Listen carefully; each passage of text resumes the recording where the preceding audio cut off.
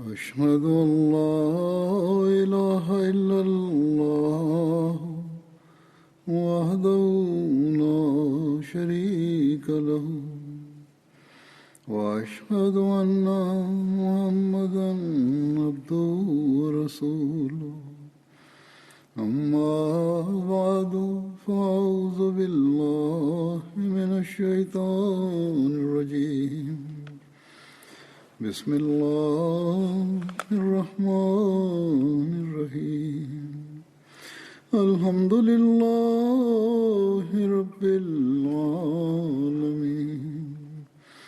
الرحمن الرحيم مالك يوم الدين إياك نعبد وإياك نستعين اهدنا الصراط المستقيم صراط الذين أنعمت عليهم غير المغضوب عليهم ولا الضالين.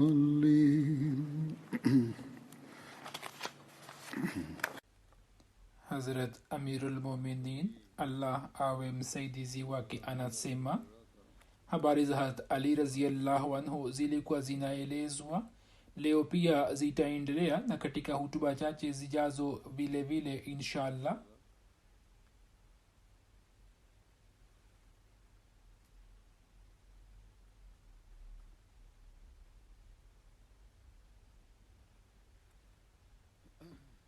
Wakati wa vita ya Uhud,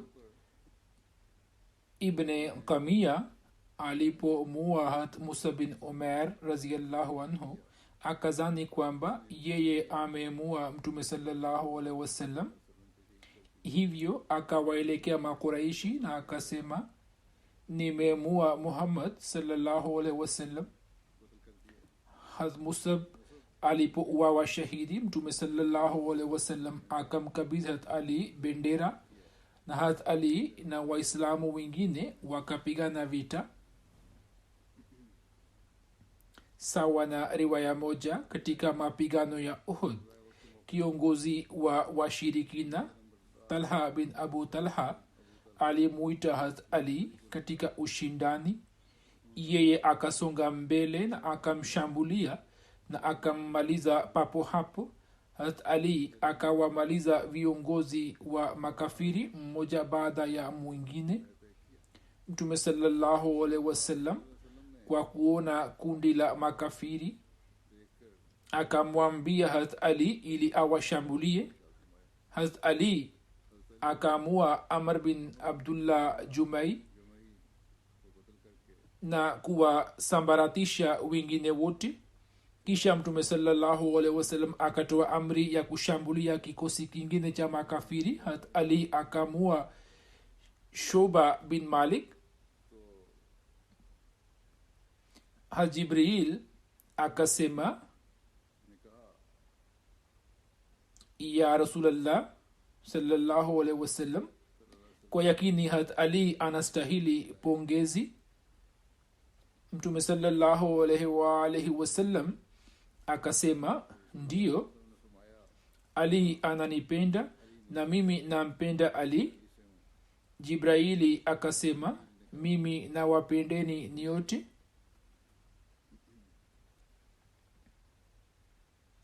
Hazrat Ali radhiyallahu anhu anasimulia kwamba katika mapigano ya Uhud watu walipotawanika, nikaanza kuangalia maiti za mashahidi, lakini sikumkuta Mtume sallallahu alaihi wasallam katika maiti zao. Ndipo nikasema, wallahi Mtume sallallahu alaihi wasallam hakuwa mwenye kukimbia wala sijampata katika mashahidi, lakini Mungu ametukasirikia naye amemnyanyua nabii wake. Hivyo jambo lililo bora kwangu ni hili tu, kwamba nipigane vita hadi ni uwawe.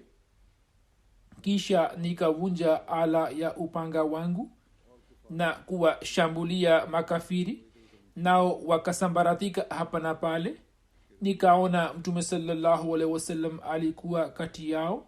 Hili ni simulizi la upendo na unyofu lililoanza utotoni na katika kila wakati likaendelea kuonyesha shani yake. Katika vita ya Uhud, majeraha yaliyompikia mtume sallallahu alaihi wasallam, kuhusiana na hilo ipo riwaya moja isemayo, Sahal bin Saad aliulizwa kuhusu majeraha ya mtume sallallahu alaihi wasallam. Yeye akasema, kama mnaniuliza basi wallahi najua vizuri kwamba ni nani aliyekuwa akiosha majeraha ya mtume sallallahu alaihi wasallam, na manzari haya yapo mbele ya macho yangu, na nani alikuwa akimiminia maji na dawa gani ilikuwa ikipakwa. Sahal akasema, binti ya mtume sallallahu alaihi wasallam hat Fatuma alikuwa akiosha majeraha yake, na hat Ali alikuwa akimiminia maji kwa kutumia ngao. hat Fatuma alipoona kwamba maji yanaisababisha damu itoke zaidi, akachukua kipande cha gunia na akakiunguza na akabandika juu yake, na hapo damu ikakwama. Na siku ile jino lake la mbele pia lilikuwa likivunjika na uso wake kujeruhiwa, na kofia ya chuma ilikuwa ikiboia kichwani mwake.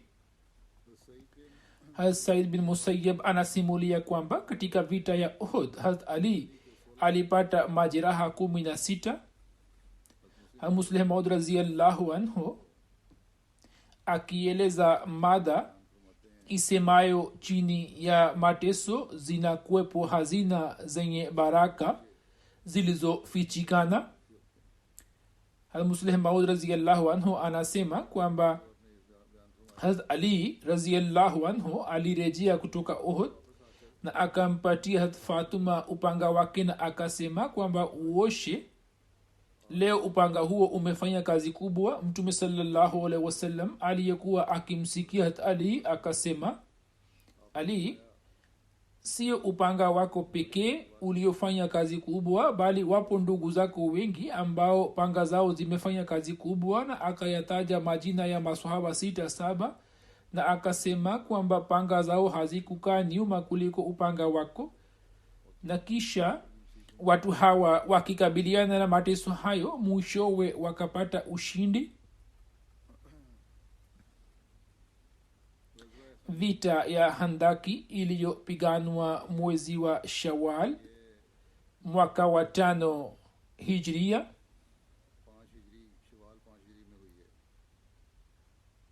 Katika vita hiyo makafiri walipokuwa wakiizingira Madina, viongozi wao wakaafikiana kuivamia Madina kwa pamoja. Wakaanza kuitafuta sehemu finyu ya handaki ili waivuke na farasi zao na kufikia kwa mtume sallallahu alaihi wasallam na masahaba zake, lakini wakashindwa kuipata sehemu finyu. Na wakasema kwamba hila hiyo haijawahi kufanywa na mtu yeyote wa Uarabuni. Wakaambiwa kwamba yupo Mwajemi mmoja pamoja na mtume sallallahu alaihi wasallam aliyemshauri kufanya hivyo. Wakasema basi huo ni mpango wake. Kisha wakaifikia sehemu fulani iliyokuwa nyembamba ambayo Waislamu walikuwa wameghafilika nayo, na Ikrima bin Abu Jahl, Nawfal bin Abdullah na Zarar bin Khattab na Hubaira bin Abu Wahab na Amr bin Abdewud wakaivuka handaki kutoka hapa. Amr bin Abdewud akitoa wito wa kupigana vita akaanza kusoma shairi hii kwamba, walakad baheto minan nida lejamiihim hal min mubaris, yani katika kuliita kundi lao sauti yangu imechoka, je yupo atokaye kwa ajili ya ushindani? Katika kumjibu Hazrat Ali akasema na akasoma shairi hii kwamba, la tajalna faqad ataaka mujibu sautika ghairu ajiz fi niyatin wa basiratin wa sidqu man ja kulli faizin inni la arju an uqima ma alayka naihatil janais min zarbatin najlaha yabqa zikruha indal hazais. Tafsiri yake ni kwamba usifanye haraka, mtu wa kuitikia wito wako amekujia ambaye hana woga wala nini. Usimama kidete kwa azma imara na kwa busara kamili katika uwanja wa vita, ndiyo njia ya kupata wokovu ya kila mwenye kufuzu. Kwa yakini nina imani kwamba nitakukusanyia kina mama waombolezaji kwa kukupatia jeraha zito ambalo kumbukumbu yake itabaki katika vita. Hat Ali bin Abu Talib aliposema kwamba ya Rasulullah, nitatoka kwa ajili ya kupigana naye, hapo Mtume sallallahu alaihi wasallam akampatia upanga wake na akafunga kilemba juu ya kichwa chake na akamwombea akisema kwamba ewe Allah, umsaidie Ali zidi ya Amr bin Abdewud. Hat Ali akatoka kupigana naye na wote wakasogeana karibu na vumbi ikaruka kati yao. Waliposogeana na kupigana, vumbi ikaruka juu yao. Hat Ali akamua na akapiga takbira kwa kusema Allahu Akbar, ndipo tukajua kwamba Hat Ali amemua tayari. Wenzake wakageuka nyuma na kukimbia, na kwa sababu ya farasi zao wakafanikiwa kujisalimisha. Hazrat Mirza Bashir Ahmad Sahib akieleza maelezo yake zaidi anasema hivi: Amr alikuwa mpiganaji mashuhuri, na kwa sababu ya ushujaa wake alikuwa akifahamika sawa na wanajeshi 1000, na kwa kuwa katika vita ya Badr alikuwa akirudi akiwa ameshindwa vibaya, hivyo moyo wake ulikuwa umejaa kwa hisia za ubaguzi na kulipiza kisasi dhidi ya Waislamu. Yeye akaja uwanjani na kwa sauti iliyojaa maringo akaita kwa kusema kuwa, je, yupo mwenye kushindana nami? Baadhi ya masahaba walikuwa wakikwepa kupigana naye, lakini kwa ruhusa ya Mtume sallallahu alaihi wasallam Hazrat Ali akatoka kupigana naye, na Mtume sallallahu alaihi wasallam akampatia upanga wake na akamwombea.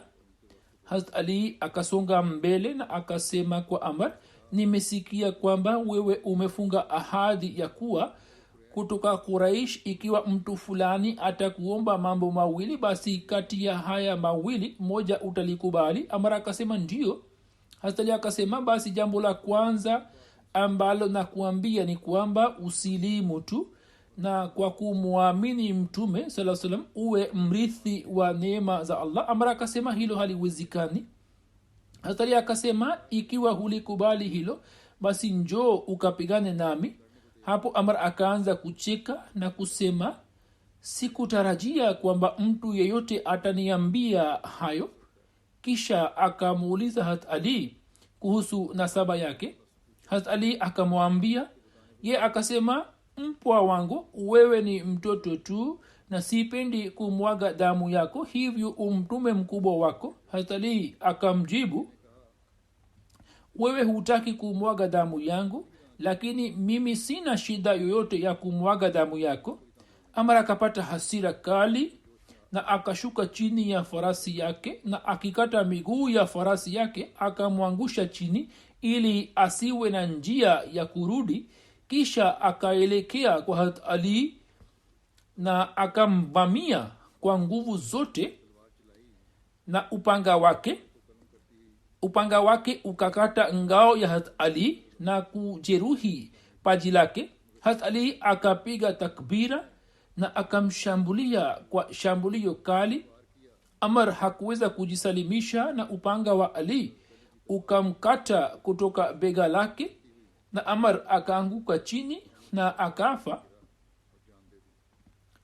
Amr bin Abdewud alipouawa, makafiri wakamtumia Mtume sallallahu alaihi wasallam ujumbe kwamba watanunua maiti yake kwa dirhamu 10,000. Mtume sallallahu alaihi wasallam akasema, njoni mkachukue maiti yake, sisi hatupokei thamani ya wafu. Hazrat Bara bin Azib radhiyallahu anhu anasimulia kwamba Mtume sallallahu alaihi wasallam alipofunga mkataba wa suluhu na watu wa hudabia. Hat ali bin abu talib akaandika maandishi yake, na katika maandishi haya akaandika jina la mtume saa salam kama Muhammad, mtume wa Allah. Washirikina wakasema kwamba usiandike Muhammad rasulullah, ikiwa angekuwa mtume tusingepigana naye.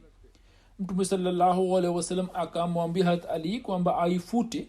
Hat ali akasema mimi sitalifuta kamwe.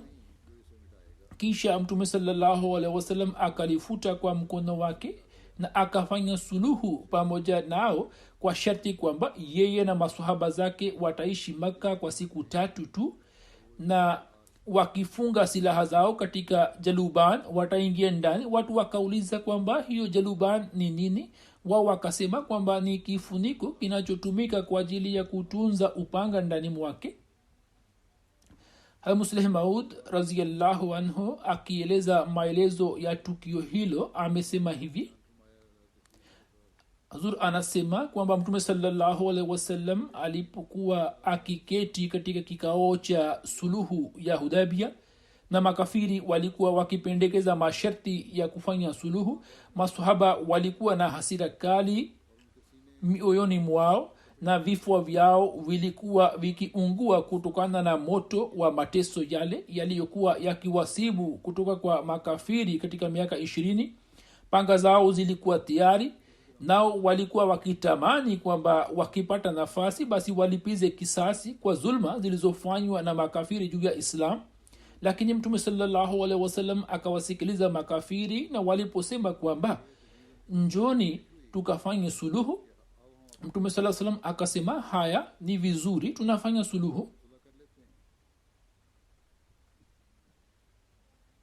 Wakasema kwamba sharti lake ni ya kuwa mwaka huu hamwezi kufanya umra. Mtume sallallahu alaihi wasallam akasema sawa, mwaka huu hatutafanya umra.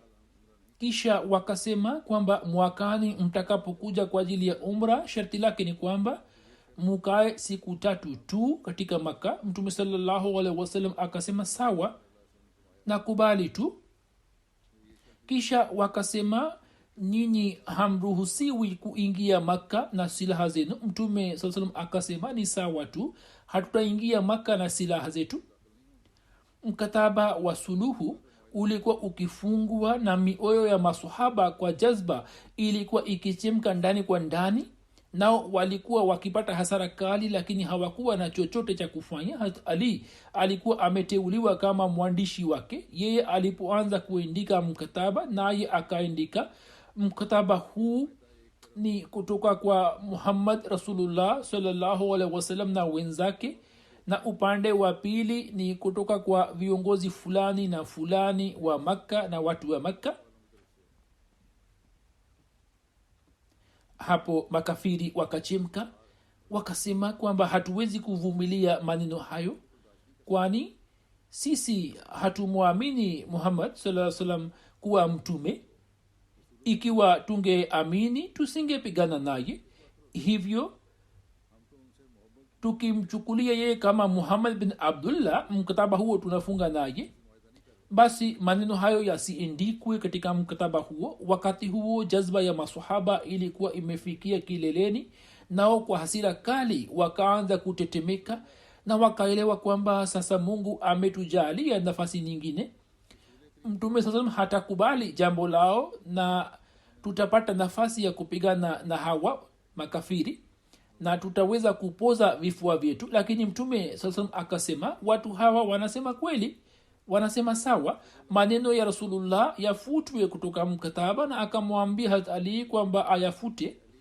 Lakini Hazrat Ali ambaye alikuwa mfano wa hali ya juu wa utii na usikivu, hata hivyo moyo wake ukaanza kutetemeka na machozi yakaanza kutiririka machoni mwake, naye akasema ya Rasulullah, siwezi kufuta neno hilo. Mtume sallallahu alaihi wasallam akasema basi nipatie karatasi. Na pale neno la Rasulullah lilipokuwa likiandikwa, mtume sasa akalifuta kwa mkono wake. Vita ya Khaibari iliyotokea katika mwezi wa Muharram na Safar mwaka wa 7 Hijria kuhusiana na vita hiyo ipo riwaya ndefu ya sahih muslim.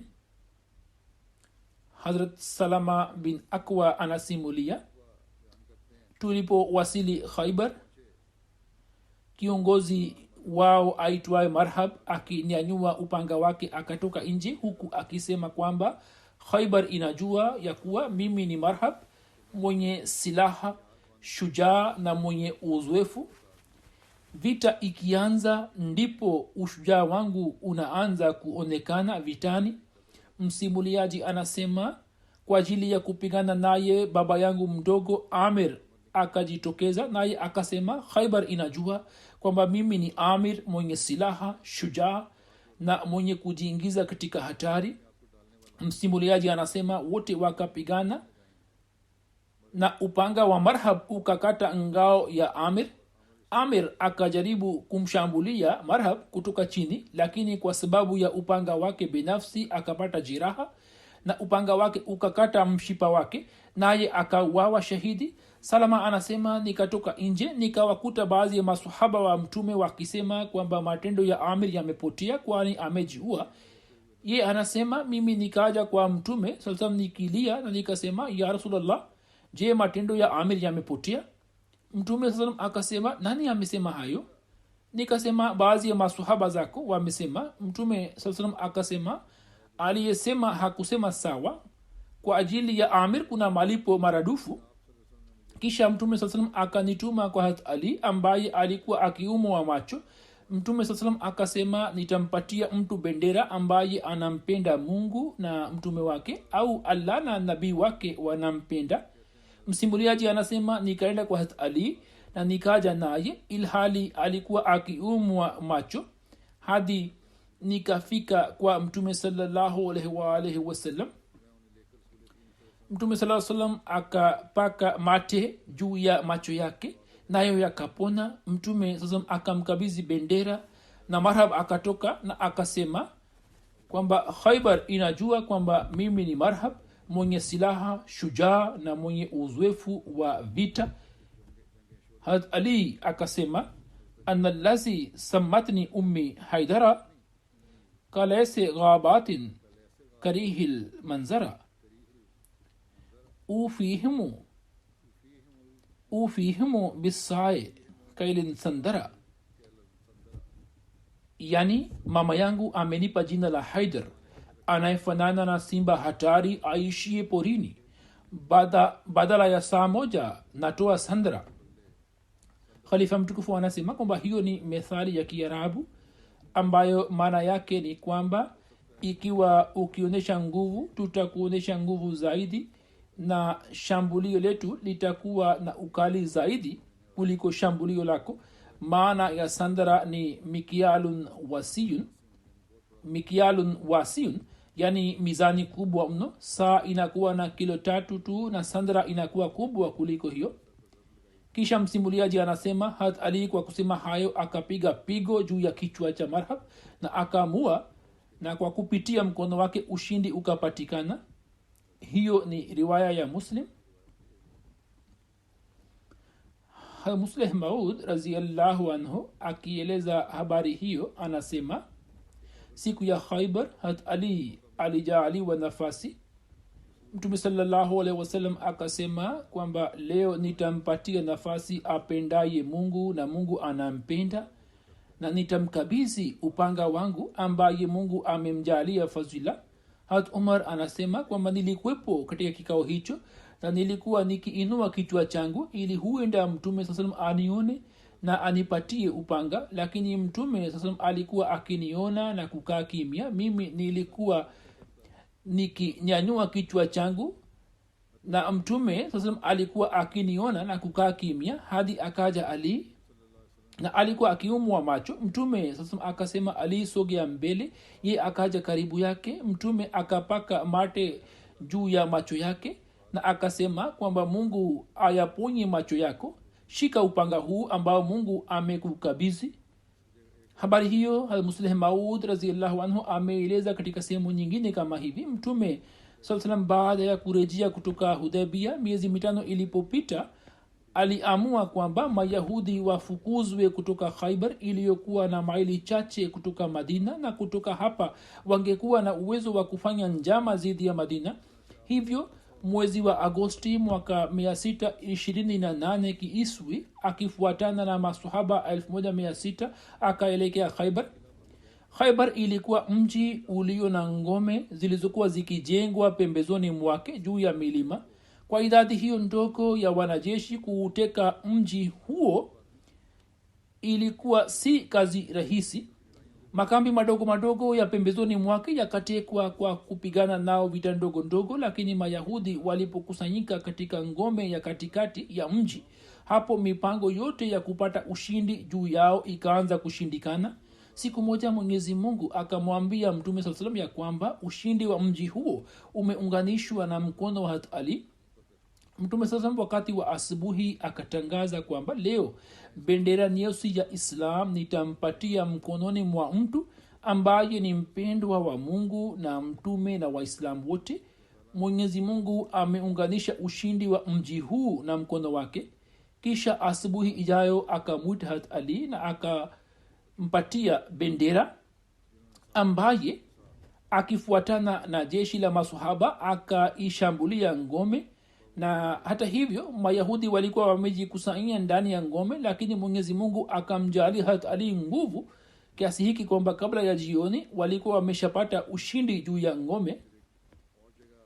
katika sehemu nyingine akieleza kuhusu hat ali, almusleh maud radhiyallahu anhu anasema hivi kwamba swali la ushindi wa khaibar lilipoibuka, mtume sallallahu alaihi wasallam akamwita hat ali na akataka kumpatia bendera ya jeshi la kiislam katika mkono wake. hat ali alikuwa na hali mbaya, kwani macho yake yalikuwa yanaumwa na yalikuwa yakivimba. mtume saa salam akamwona hat ali katika hali hiyo na akasema kwamba njoo hapa. ye akaja mbele na mtume saa salam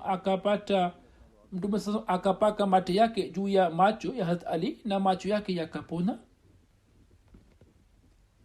kisha katika sehemu nyingine almusleh maud raziallahu anhu akieleza hali ya uponyo uliokuwa ukipatikana mkononi mwa mtume saa salam anasema, tuaona kwamba yapo matukio yatokeayo duniani ambapo kwa fadhili za allah baadhi ya wagonjwa hupona na kupata uponyo usio wa kawaida bila kutumia njia yoyote ya matibabu, au wanapona pale ambapo njia zote za matibabu zinashindikana.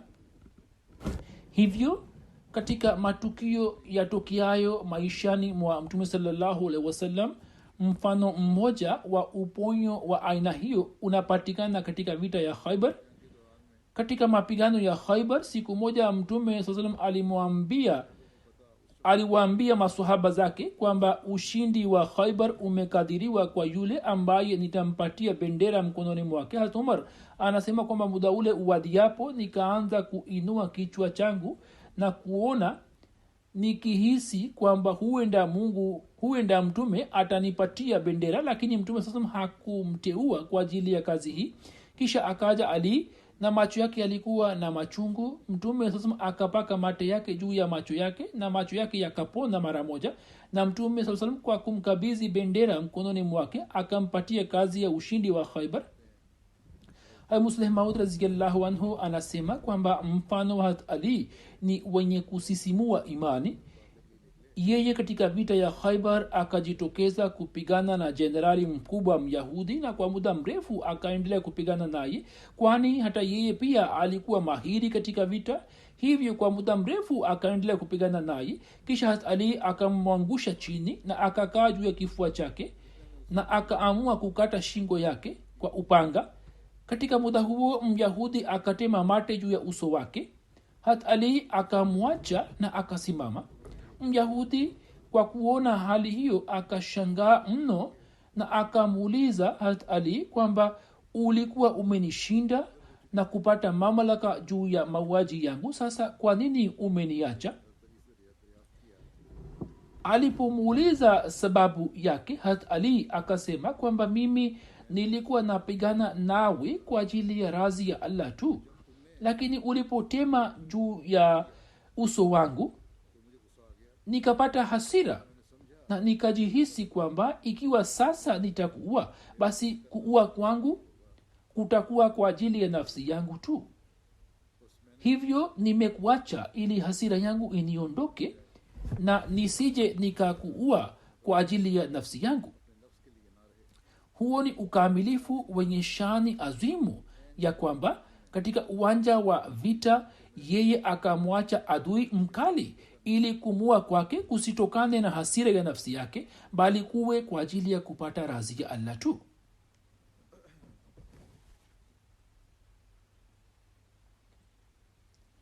Inapatikana katika riwaya moja ya kwamba wakati wa hija hat ali alizitangaza aya za mwanzo za sura Tauba. Riwaya yenyewe inasema hivi: Abu Jafar Muhammad bin Ali anasimulia kwamba sura Tauba ilipomteremkia Mtume sallallahu alaihi wasallam, wakati huo Mtume sallallahu alaihi wasallam alikuwa ameshamtuma hat Abu Bakar kama amiri wa hija. Mtume sallallahu alaihi wasallam akaombwa kwamba ya Rasulullah, umtumie hat Abu Bakar sura hiyo ili huko awasomee watu. Mtume sallallahu alaihi wasallam akasema kwamba hakuna mtu awezaye kutekeleza wajibu huo isipokuwa mtu wa familia yangu. Kisha akamwita hat Ali na akamwambia kwamba nenda na aya za mwanzo za sura Tauba, na siku ya zabihu watu watakapokusanyika katika Mina uwatangazie kwamba hataingia kafiri yeyote peponi, na baada ya mwaka huu hakuna ruhusa kwa mshirikina yeyote kufanya hija, wala hakuna ruhusa kwa yeyote kufanya tawaf ya Baitullah akiwa uchi. Na ikiwa kuna mtu ambaye ana ahadi na Mtume sallallahu alaihi wasallam, basi ahadi yake itatekelezwa. Hat Ali bin Abu Talib akapanda ngamia ya Mtume sallallahu alaihi wasallam aitwaye Azba na akaelekea huko, na njiani akaenda kukutana na hat Abubakar. Hat Abubakar alipomwona hat Ali akamuuliza, je, umefanywa kuwa amiri au utakuwa chini yangu? Hat Ali akasema, nitakuwa chini yako. Kisha wote wakaelekea na hat Abubakar akasimamia mambo ya hija ya watu. Na mwaka ule watu wa Uarabuni wakapiga kambi katika sehemu zile zile ambapo walikuwa wakiishi katika zama za ujahili. Siku ya zabihu ikaja. Hat Ali akasimama na kuwatangazia watu kama asemavyo Mtume sallallahu alaihi wasallam, na akasema kwamba eni watu, kafiri yeyote hataingia peponi, na baada ya mwaka huu mshirikina yote hataruhusiwa kufanya hija, wala hakuna ruhusa kwa yeyote kufanya tawaf ya Baitullah akiwa uchi. Na ikiwa Mtume sallallahu alaihi wasallam amefunga ahadi na mtu yeyote, basi muda wake utatimizwa.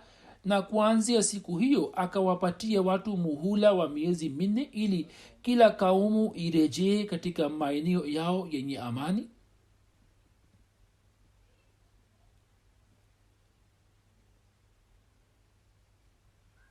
Kisha hakutakuwa na ahadi yoyote kwa mshirikina yeyote wala wajibu isipokuwa ahadi ambayo Mtume sallallahu alaihi wasallam amefunga naye na bado ina muda wake.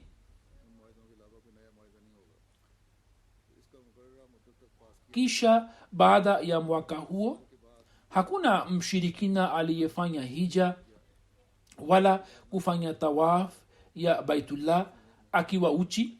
Kisha wote wawili, yani hat Ali na hat Abubakar, wakarejea kwa Mtume sallallahu alaihi wasallam. Riwaya hii imeshaelezwa katika kumbukumbu za sahaba mmoja, lakini kuhusiana na hat Ali naeleza tena. Ni tukio litokalo wakati wa ushindi wa Makka. Riwaya hiyo ni ya wakati wa ushindi wa Makka utokao mwezi wa Ramadhan mwaka wa 8 Hijria, Januari 630 Iswi. Hat Ali radhiyallahu anhu anasimulia kwamba Mtume sallallahu alaihi wasallam alinituma pamoja na Zubair na Mikdad bin Aswad. Huzur amesema kwamba tukio hili lilitokea kabla ya ushindi wa Makka. ni tukio linalomhusu mwanamke moja. Mtume sasa akasema kwamba nendeni na mfike Rawzae Khak, huko mtamkuta mama mmoja ambaye ana barua, mchukue barua kutoka kwake. Tukaelekea na tukawakimbiza farasi zetu na tukafika haraka sana Rawzae Khak.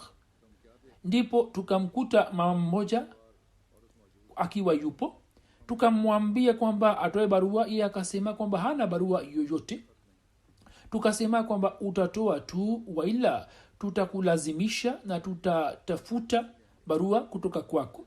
Hapo akatoa barua ile kutoka nywele zake na tukaja na ile barua kwa Mtume sallallahu alaihi wasallam. Barua ikafunguliwa, ilikuwa na maandishi kwamba kutoka kwa Hatib bin Abi Balta, kwa washirikina wa Maka. Yeye alikuwa amezamiria kuwapa taarifa ya mpango wa Mtume sallallahu alaihi wasallam. Mtume sallallahu alaihi wasallam akamwita Hatib bin Abi Balta na akamuuliza kwamba Hatib, hiyo ni nini? Yeye akasema, ya Rasulullah, kuhusu mimi usifanye haraka ya kunitolea uamuzi.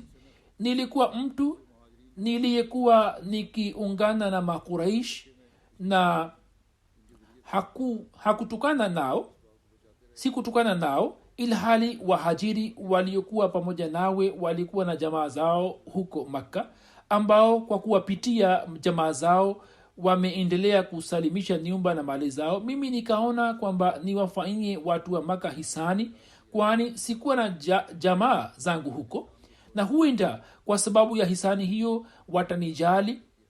Na hayo yote sikufanya kwa sababu ya kufuru yoyote. Sijakataa Islam wala kuiacha, na mimi si mnafiki, sikuwa na nia mbaya, na baada ya kusilimu siwezi kuwa kafiri, na mimi nakuhakikishia kwa hilo. Mtume sallallahu alaihi wasallam akasema kwamba amesema sawa, na akakubali jambo lake.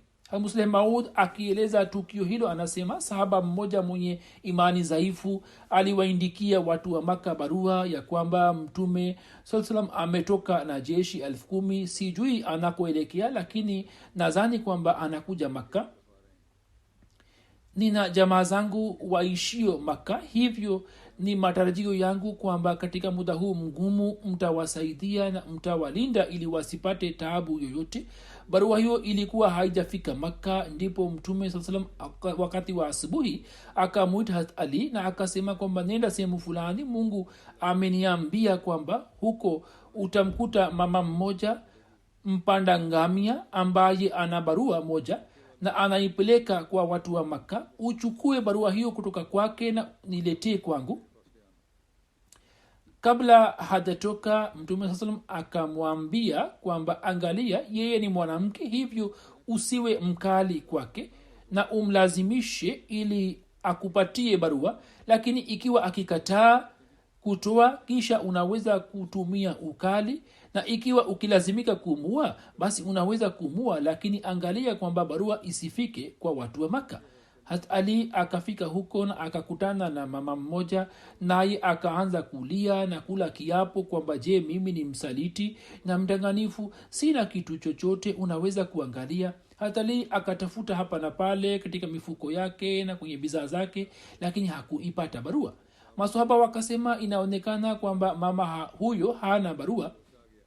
Hat Ali akapata hasira, akasema kwamba nyamazeni, na akasema kwa jazba kwamba wallahi Mtume hawezi kusema uongo, na akamwambia mwanamke huyo kwamba Muhammad sallallahu alaihi wasallam amesema ya kuwa barua unayo, na wallahi mimi si semi uongo.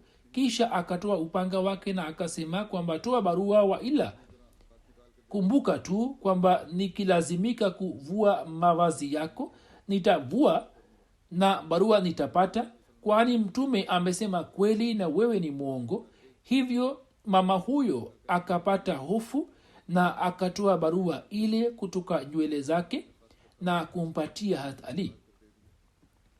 Kisha katika sehemu nyingine Musleh Maud anaeleza maelezo ya tukio hilo kama hivi. Anasema kwamba katika zama za Mtume sallallahu alaihi wasallam, sahaba mmoja alijaribu kuwafikishia jamaa zake taarifa ya kushambuliwa Makka na Waislamu, ili kutokana na hisani yake hiyo watu wa Makka wawatendee jamaa zake kwa wema. Lakini Mtume sallallahu alaihi wasallam akajulishwa na Allah kwa ufunuo yeye akawatuma Hazrat Ali na masahaba wengine sehemu fulani na akawaambia kuhusu mama mmoja kwamba anayo barua, nendeni na mkalete barua kutoka kwake. Wao wakafika huko na wakamwambia mama kwamba awapatie ile barua, lakini ye akakataa. Baadhi ya maswahaba wakasema kwamba labda mtume amekosea kuelewa. Hata yeye akasema hapana, ye hawezi kukosea, sitaondoka hadi niwe nimepata barua kutoka kwa mama huyo. Na akamkaripia mama huyo, hapo akatoa barua na kumpatia. Wakati wa ushindi wa Makka, mtume sallam alipokuwa akiketi katika msikiti wa Haram, Hazrat Ali akamjia akiwa ameshika ufunguo mkononi mwake na akasema, ya Rasulullah sallallahu alaihi wasallam, utupatie wajibu wa kunywesha maji wakati wa hija na pia wajibu wa kufungua Kaaba na kuifunga tena. Mtume sallallahu alaihi wasallam akasema kwamba Uthman bin Talha yuko wapi? Ye akaitwa. Mtume sallallahu alaihi wasallam akasema, ewe Uthman, huu ni ufunguo wako na siku ya leo ni siku ya wema na unyofu. Na mtume sallallahu alaihi wasallam akamwambia Hazrat Ali ya kwamba sitawapatieni kitu chenye shida na matatizo, bali nitawapatieni kitu kilicho kheri, kilicho bora kwenu na kiwe na baraka, na sitakupa kitu ambacho unakipenda kuwa nacho. Hat Hani binti Abi Talib anasema mtume sallallahu alaihi wasallam alipopiga kambi katika sehemu yenye muiniko wa Makka, jamaa zangu wawili kutoka Banu Makhzum wakaja kwangu. Hani anasema ndugu yangu Ali akaja kwangu na akasema, wallahi mimi nitawaua hawa. Hat Hani anasema mimi nikawafunga ndani ya nyumba yangu na mwenyewe nikamwendea mtume sallallahu alaihi wasallam. Mtume sallallahu alaihi wasallam alikuwa akioga kwa kutumia maji kutoka chomboni. Hat Fatuma alikuwa ameshika pazia kwa ajili yake. Baada ya kuoga mtume sallallahu alaihi wasallam akabadilisha nguo zake, kisha akasali raka 8 za sala ya chasht, kisha akaelekea kwangu na akasema, ewe Hani, karibu sana, wasemaje? Yeye akamweleza mtume sallallahu alaihi wasallam kuhusu jamaa zake na kauli ya Hazrat Ali kwamba anataka kuwaua na mimi nimewaficha nyumbani. Mtume sallallahu alaihi wasallam akasema kwamba watu ambao umewapa uhifadhi sisi pia tunawapa uhifadhi, na kama umewapa amani basi ujue kwamba sisi pia tumewapa amani, hivyo Ali asiwaue. Mtume sallallahu alaihi wasallam alitoa amri ya kuuawa kwa Huwairis bin Nuqayt. Yeye alikuwa akimuuzi mtume sallallahu alaihi wasallam katika Makka na alikuwa akimtukana na kumtusi. Baba mdogo wa mtume sallallahu alaihi wasallam Hazrat Abbas aliwakalisha Hazrat Fatuma na Hazrat Maktum juu ya ngamia ili wasafiri kutoka Makka kuelekea Madina. Ndipo Huwairis akamwangusha ngamia yao. Hazrat Ali wakati wa ushindi wa Makka akamua Huwairis bin Nuqayt ilhali alikuwa amejaribu kutoroka Makka. Vita ya Hunain iliyotokea mwezi wa Shawwal mwaka wa 8 Hijria. Riwaya inasema kwamba katika mapigano ya Hunain bendera ya Muhajirina ilikuwa kwa Hazrat Ali. Katika vita ya Hunain, vita ilipopamba moto na kwa sababu ya mashambulizi makali ya makafiri, mtume sallallahu alaihi wasallam akabaki na maswahaba wachache tu. Miongoni mwa maswahaba hawa wachache Hazrat Ali pia alikuwepo. Katika vita ya Hunain alikuwepo mtu mmoja mbele ya safu za washirikina akiwa amepanda ngamia mwekundu na bendera nyeusi ilikuwa mkononi mwake. Bendera hiyo ilikuwa ikifungwa juu ya mkuki mrefu. Watu wa Banu Hawazin walikuwa nyuma yake. Mtu yeyote akija mbele yake mara moja alikuwa akimua kwa mkuki wake, na endapo akisalimika kutoka kwake ye alikuwa akiwaambia watu wake, nao walikuwa wakimvamia na kumua. Mtu huyo alikuwa anaendelea na mashambulizi ya aina hiyo. Ndipo Hazrat Ali na Ansari mmoja wakaelekea kwake. Hazrat Ali akamvamia ngamia yake na ngamia yake akaanguka chini. Wakati huo huo ansari akamrukia na akamvamia vikali kiasi kwamba mguu wake ukakatika kutoka mundi wake. Na wakati huo huo waislamu wakawashambulia washirikina kwa mashambulio makali. Kuhusu saria ya Hazrat Ali kuelekea Banu Tai, inasemekana kwamba Mtume sallallahu alaihi wasallam alimtuma Hazrat Ali pamoja na watu 150 kuelekea kuvunja sanamu la Banu Tai Fools. Maeneo ya Banu Tai yalikuwa yakipatikana kaskazini mashariki mwa Madina. Kwa ajili ya saria hiyo Mtume sallallahu alaihi wasallam akampatia Hazrat Ali bendera kubwa yenye rangi nyeusi na bendera ndogo iliyokuwa nyeupe. Hazrat Ali wakati wa asubuhi akawashambulia watu wa Hatim na akavunja sanamu lao Fools. Hazrat Ali akarejea Madina akiwa na ngawira nyingi na watumwa wingi wa Banu Tai.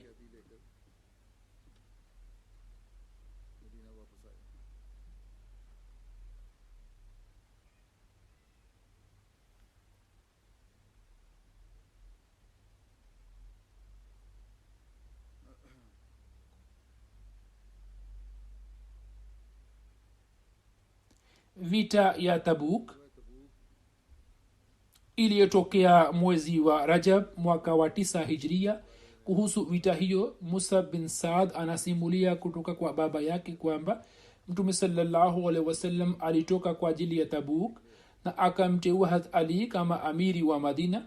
Hazrat Ali akasema, je, unaniacha nyuma yako katika kina mama na watoto? Mtume akasema, je, hutafurahia kwamba daraja yako kwangu iwe ile ambayo Harun alikuwa nayo kwa Musa, lakini ujue kwamba hakuna nabii baada yangu.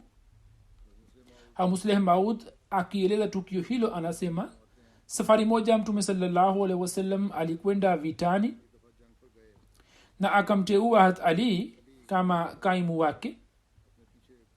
Huko nyuma waliobaki walikuwa wanafiki tu. Hivyo Hazrat Ali akapata hofu na akamjia Mtume sallallahu alaihi wasallam na akaomba kwamba nichukue pamoja nawe. Mtume sallallahu alaihi wasallam akampa moyo na akasema kwamba ala tarza an takuna minni bimanzalati Haruna min Musa illa annahu laisa nabiyyun ba'di, yani wewe kwangu ni kama alivyokuwa Harun kwa Musa. Siku moja wewe utakuwa khalifa kama alivyokuwa Harun, lakini hata hivyo hutakuwa nabii. Mtume sallallahu alaihi wasallam alimtuma Hazrat Ali katika nchi ya Yemen. Kuhusu safari hiyo inasemekana kwamba mwaka wa 10 wa Hijria Mtume sallallahu alaihi wasallam alimtuma Hazrat Ali katika Yemen. Hapo kabla Mtume sallallahu alaihi wasallam alikuwa amemtuma Hazrat Khalid bin Walid ili awaite watu katika Islam, lakini watu hawa wakakataa. Kisha akamtuma Hazrat Ali. Hazrat Ali akawasomea watu wa Yemen barua ya Mtume sallallahu alaihi wasallam. Kisha kabila la Hamdan likasilimu katika siku moja. Hazrat Ali akamwindikia Mtume sallallahu alaihi wasallam barua kuhusu imani yao na akamweleza kuhusu kusilimu kwao. Mtume sallallahu alaihi wasallam akasema kwa mara 3 kwamba amani iwe kwa Hamdan, amani iwe kwa Hamdan. Hamdan inapatikana katika Yemen ikiwa na umbali wa kilomita 1150 kusini mashariki mwa Madina. Kisha baadaye watu wa Yemen pia wakakubali Islam na Hazrat Ali akamwandikia Mtume sallallahu alaihi wasallam barua na Mtume sallallahu alaihi wasallam akamshukuru Allah kwa kumsujudu sijda ya shukurani. Hazrat Ali radhiyallahu anhu anasema kwamba Mtume sallallahu alaihi wasallam alinituma Yemen akinifanya kuwa kazi. Nikasema, ya Rasulullah, unanituma ilhali mimi ni kijana na sina elimu yoyote ya mambo ya kaza. Mtume sallallahu alaihi wasallam akasema kwamba kwa yakini Allah atakujalia mwongozo wake na atakuimarishia ulimi wako. Basi wabishi wawili wakija mbele yako, usitoe hukumu hadi uwe umewasikiliza wote wawili, na hiyo itakusaidia kutoa hukumu nzuri. Hazrat Ali anasema kwamba baada yake sikupata shida yoyote na shaka yoyote katika kutoa hukumu. Hat Amr bin Shas Aslami aliyekuwa ameshiriki katika mkataba wa Hudaibia anasimulia kwamba nikafuatana na Hat Ali katika safari ya Yemen. Katika safari akanitendea kwa ukali hadi nikaanza kujihisi vibaya moyoni. Niliporejea kutoka Yemen nikaenda miskitini na nikamshtaki hadi jambo hilo likamfikia Mtume sallallahu alaihi wasallam. Siku moja nikaingia miskitini. Mtume sallallahu alaihi wasallam alikuwa ameketi na maswahaba zake wachache. Aliponiona Mtume sallallahu akaniona kwa umakini mkubwa. Kisha anasema kwamba Mtume sallallahu akaniona kwa umakini, na nilipoketi Mtume sallallahu akasema kwamba ewe Amr, wallahi wewe umeniuzi. Nikasema ya Rasulullah, najikinga kwa Allah na jambo hilo kwamba mimi niwe na kuuzi. Mtume akasema kwamba kwani aliyemuuzi Ali akaniuzi mimi. Hiyo ni riwaya ya Musnad Ahmad bin Hanbal. Hat Abu Said Khudri radhiyallahu anhu anasimulia, na riwaya inayopatikana ni ya Abu Said Khudri. Anasema kwamba safari moja watu wakamshtaki Hazrat Ali kwa Mtume sallallahu alaihi wasallam. Mtume sallallahu alaihi wasallam akasimama ili atuhutubie. Nikamsikia Mtume sallallahu alaihi wasallam akisema kwamba eni watu, msimshtaki Ali, na hapa kwa Allah yeye ni mcha Mungu sana. Au akasema kwamba yeye ana hofu kubwa katika njia ya Allah kwamba ashtakiwe. Habari zake bado zinaendelea na zitaendelea katika hutuba ijayo inshallah. Leo pia napenda kuwaelekeza wanajumuiya ili wafanye maombi. Ijumaa iliyopita nilikuwa sikueleza kuhusu Aljazair. Hata huko wanajumuiya wana hali mbaya na wengine wametiwa ndani, hivyo muwaombe Allah Taala awarahisishie na waliotiwa ndani waweze kupata uhuru, na Allah aijalie serikali akili kwamba izingatie uadilifu na iwe yenye kutimiza na kutekeleza haki za wanajumuiya. Vivyo hivyo hali ya wanajumuiya wa Pakistan pia ni tete sana.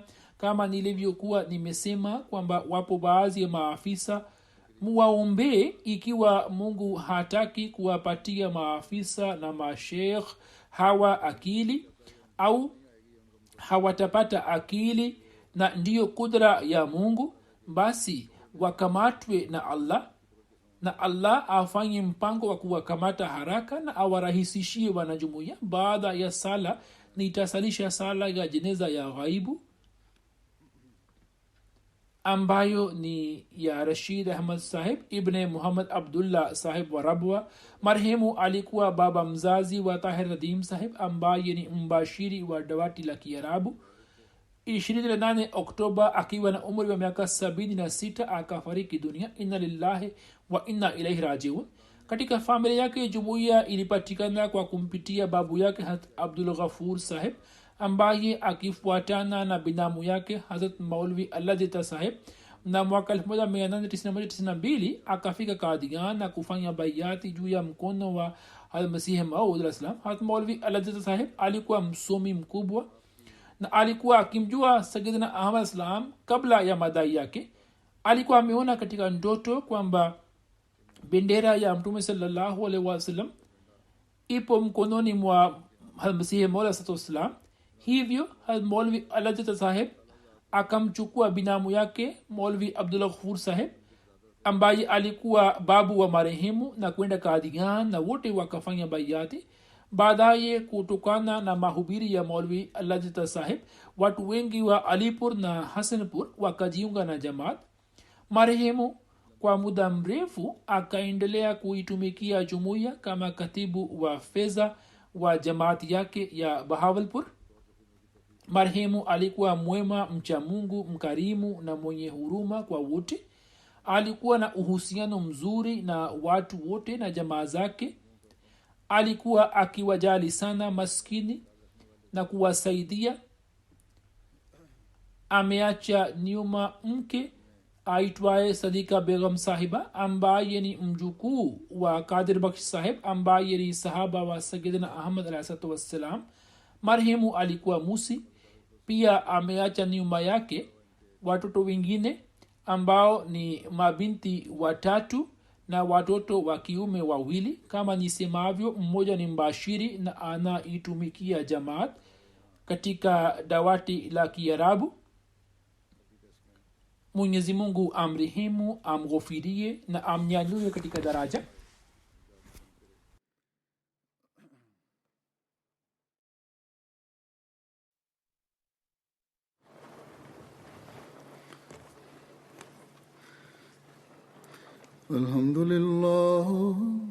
الحمد لله نحمده ونستعينه ونستغفره ونؤمن به ونتوكل عليه ونعوذ بالله من شرور أنفسنا ومن سيئات أعمالنا من يهده الله فلا مضل له ومن يضلل فلا هادي له